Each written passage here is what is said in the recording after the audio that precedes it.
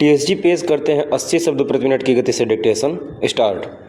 आखिरकार बिहार में विपक्षी दलों के मोर्चे महागठबंधन ने राजद नेता तेजस्वी यादव को मुख्यमंत्री के रूप में पेश कर दिया। यह घोषणा कांग्रेस नेता अशोक गहलोत की ओर से की गई। इसी के साथ विकासशील इंसान पार्टी यानी वीआईपी के प्रमुख मुकेश साहनी को डिप्टी सीएम का चेहरा घोषित किया गया। अशोक गहलोत की इस घोषणा से पता चलता है कि अभी तक ऐसा नहीं हो सका, तो कांग्रेस की अनिच्छा के कारण। इस अनिच्छा से यही झलका कि कांग्रेस को अभी गठबंधन राजनीति के धर्म का मर्म जानना है।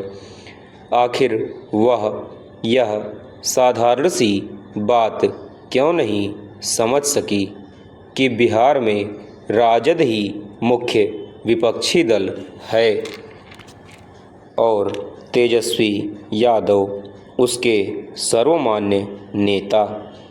कांग्रेस की माने तो उसने महागठबंधन की एकजुटता के लिए यह घोषणा की। इसका मतलब है कि इस घोषणा में देर करके उसने अभी तक अपने ही गठबंधन की एकजुटता को कमज़ोर करने और समर्थकों के बीच संशय फैलाने का काम किया। क्या यह अच्छा नहीं होता कि वह पहले ही तेजस्वी यादव को मुख्यमंत्री के दावेदार के रूप में पेश करने पर सहमत हो जाती, और वह भी तब जब इसकी मांग हो रही थी। क्या कांग्रेस ऐसा कुछ मानकर चल रही थी कि महागठबंधन के जीतने की सूरत में तेजस्वी यादव के अतिरिक्त अन्य कोई मुख्यमंत्री का दावेदार हो सकता है? उसे यह नहीं भूलना चाहिए कि वह बिहार में अपनी राजनीतिक महत्ता बनाए रखने के लिए राजद पर ही निर्भर है। उसकी ऐसी ही निर्भरता अन्य राज्यों में भी वहाँ के क्षेत्रीय दलों पर है। जब तक वह अपने बलबूते चुनाव लड़ने की सामर्थ्य नहीं जुटा लेती, तब तक उसे उन्हें दबाव में लेने की चेष्टा नहीं करनी चाहिए। पूर्ण विराम चेंज।